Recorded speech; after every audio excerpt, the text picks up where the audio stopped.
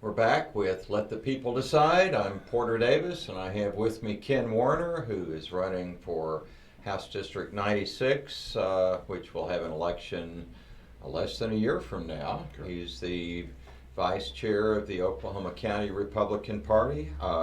At the break, we were talking about the level of education that so many people have, and he posed an interesting question to me, and I'd like you to pose it to our audience right now. One of the things that we talked about, and what I asked Porter, was that, to become a citizen of the United States, you have to pass a citizenship test.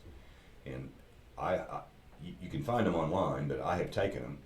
My point is that if you picked 50 random people anywhere, but let's just say in Oklahoma City, and had them take the test, I would suggest to you that a lot of people would not be able to pass it because they haven't taught civics, they haven't taught the U.S. Constitution, they haven't taught those things in basic history also in the classroom, the best I can tell, in quite some time.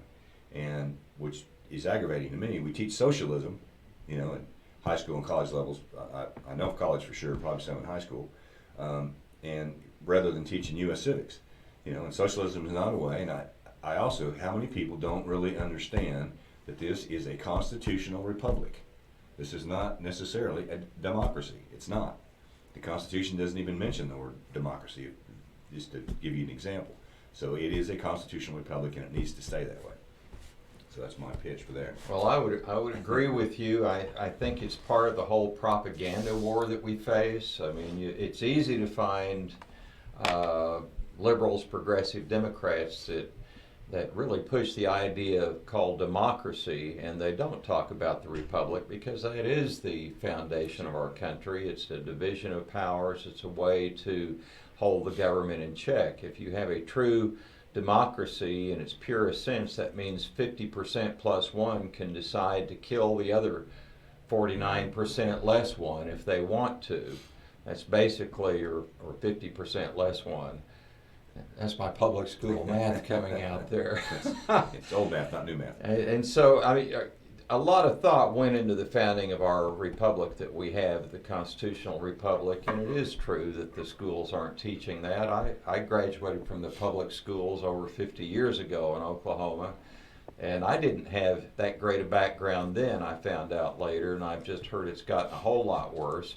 We had a meme today that was posted on the Oklahoma Taxpayers Unite website that you can't see it right here, but maybe they will show that. But it shows the headline is "The Ideology That Killed Over 100 Million Last Century," and it shows a picture of Mao Zedong, the hammer and sickle, a bunch of skulls, looks like Laos, and it says that the ideology, i.e. socialism / communism, that is killed over 100 million, it's more like 200 million in the last century. It's now being praised at our universities today with all the people pushing socialism.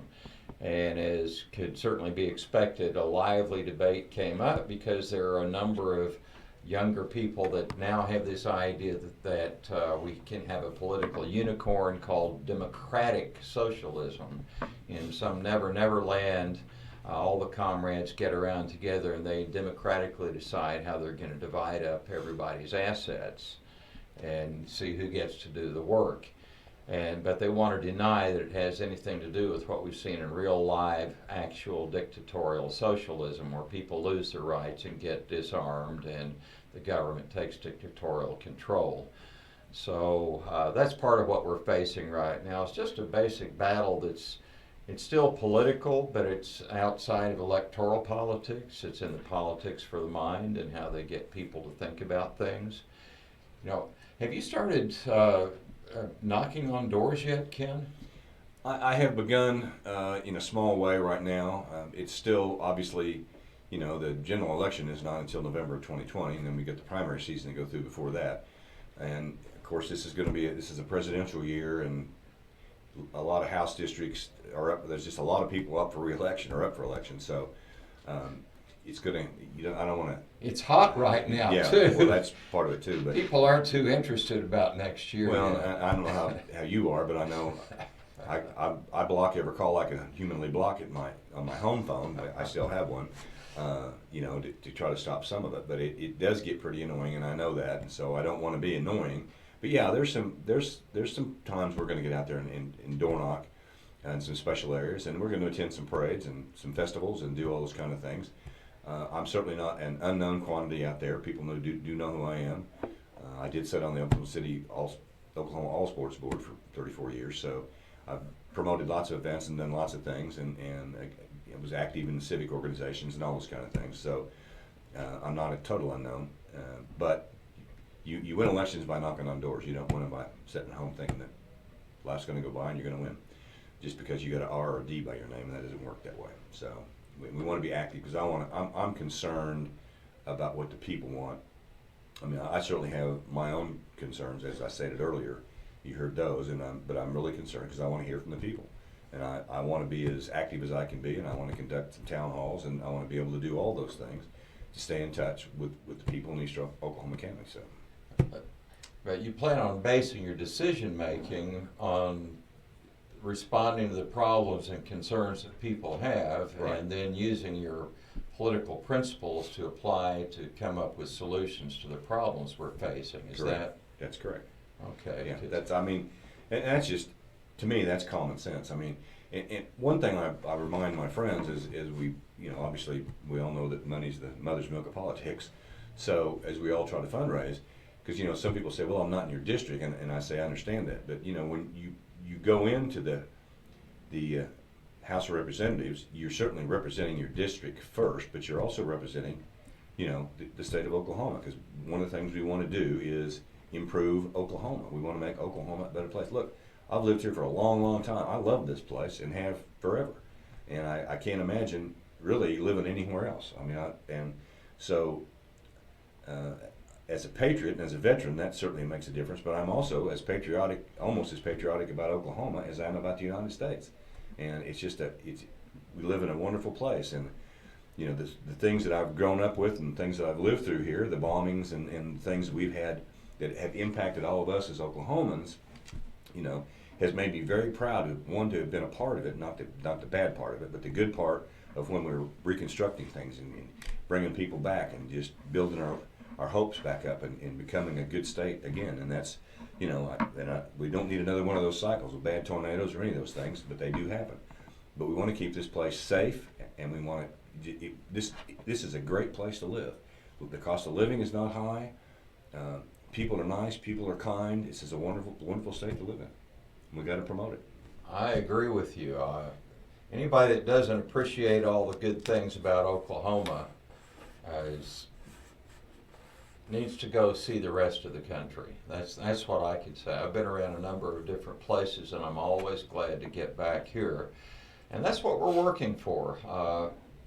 Part of what we're doing right now with the County Republican Party is responding to a little bit of complacency we had, and basically what we have seen with we did not take our brand as seriously as we should have. I think we got complacent about things and maybe got a little bit lax, and it got to the place in some places where people thought maybe it doesn't make any difference whether I elect a Democrat or Republican because they seem to act the same. But I'm going to vote for that person that knocked on my door and seemed so nice and talked like they were so concerned about what they were going to do. But my goodness, when they got in, I'm looking at some of the legislation they voted for, and they're not as conservative as I thought they were.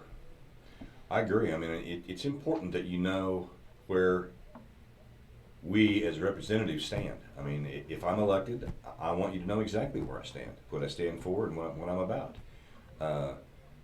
And I want you to vote for me because of those values, not just because I'm Ken Warner, nice guy, or any of that. I have values, and I have things that I am passionate about, which I've talked some about today, and I'll talk about it more in the future. But because, like I said, this state matters to me. People matter to me. My grandkids matter to me. My children matter to me. I mean, I'm big on all lives matter. This state can be so much better than it is. It's crazy. Well, and what you're saying is really important. I have found as I've become more seasoned and I have more skin in the game with grandkids that I'm passionate about the future of this state as a way to help improve their lives and make the country better too. We'll be right back.